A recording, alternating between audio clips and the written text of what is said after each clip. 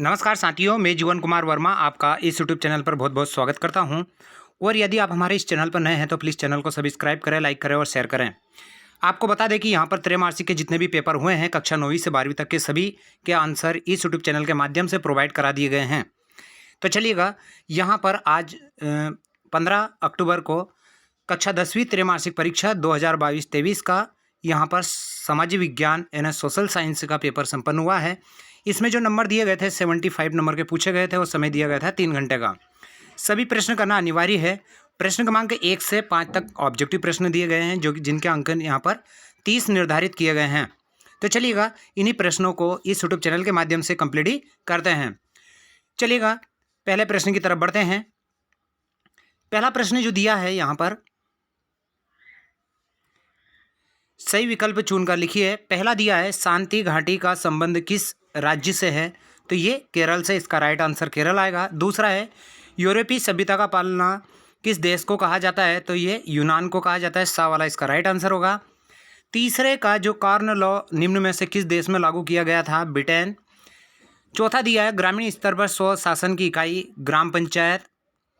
इसके बाद में जो दिया है इसमें देश की राष्ट्रीय आय में सर्वाधिक योगदान निम्न में से किसका होता है, तृतीय क्षेत्र का।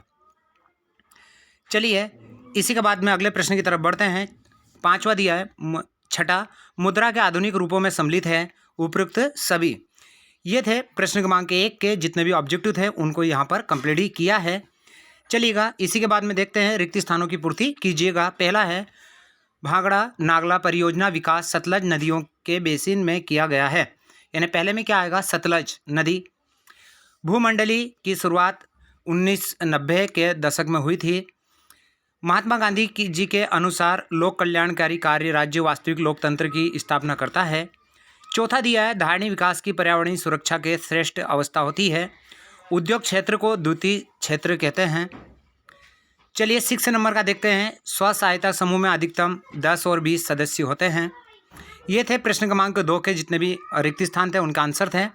चलिएगा, प्रश्न क्रमांक 3 की तरफ बढ़ते हैं और उसमें दिया है सही जोड़ी बनाकर लिखिए। कॉलम ए से कॉलम बी को मिलाना था। पहले को देखते हैं, सर्वाधिक साक्षरता वाला राज्य है तो ये केरल है। संघीय शासन व्यवस्था इसका चा वाला राइट आंसर होगा 1948। बेंजिलियम मॉडल थर्ड का गा वाला बेंजिलियम आएगा। साइमन कमीशन इसका डा वाला राइट आंसर होगा 1928 में आया था। फ्रांस की क्रांति 5वें का घ वाला उदारता एवं समानतावादी समुदाय। इंदिरा गांधी नहर इसका क वाला राइट आंसर होगा, यानी राजस्थान। इंदिरा गांधी नहर जो है वो राजस्थान राज्य में है। चलिएगा, ये थे सही जोड़ियाँ। अब इन्हीं के बाद में हम यहाँ पर कंप्लीट करते हैं। एक वाक्य में उत्तर दीजिएगा। पहला है स्लैश और बर्न किससे संबंधित है, कृषि पद्धति से हैं। दूसरा है सरदार सरोवर बांध किस नदी पर बनाया गया है, ये नर्मदा नदी पर बनाया गया है। पहले विश्व बाजार के रूप में कौन सा शहर उभर कर आया था, ये अलेक्जेंड्रिया। भारत में किस प्रकार की शासन प्रणाली है, संसदीय प्रणाली शासन प्रणाली है। जीडीपी का पूरा नाम लिखिए, सकल घरेलू उत्पाद। बैंकों में आय का प्रमुख स्रोत कौन सा है, ऋण पर ब्याज देना।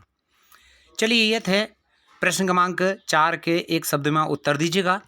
चलिएगा, आप देखते हैं सत्य असत्य हमें बताना है। पहला है सरिस्का बाग रिजर्व मध्य प्रदेश राज्य में स्थित है, ये असत्य है क्योंकि यह है ही नहीं। दूसरा है गैरिबाल्डी व्यापारिक नौसेना में एक सैनिक था, ये सत्य है। तीसरा है डॉक्टर भीमराव अम्बेडकर द्वारा मार्च 1933 में दमिन वर्ग एसोसिएशन की स्थापना की गई थी, ये असत्य है। चौथा सत्य रहेगा हमारा। और पांचवा जो दिया है एकात्मक शासन व्यवस्था में केंद्रीय सरकार के पास ही सभी मामले होते हैं, ये क्या है हमारा, सत्य।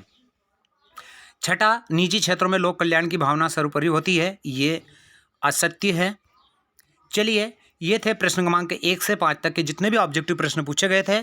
आप इनका मिलान कर लीजिएगा कि आपने परीक्षा में किस प्रकार से इनको सही किया है। अब प्रश्न क्रमांक 6 से जितने भी प्रश्न रहेंगे इनके आंसर अगले वीडियो में आपको प्रोवाइड करा देंगे। और आपको पुनः बता दें कि जितने भी यहाँ पर कक्षा 9वीं से 12वीं तक की त्रैमासिक के पेपर हुए हैं वो इस यूट्यूब के पर सभी पेपरों के आंसर अपलोड कर दिए गए हैं।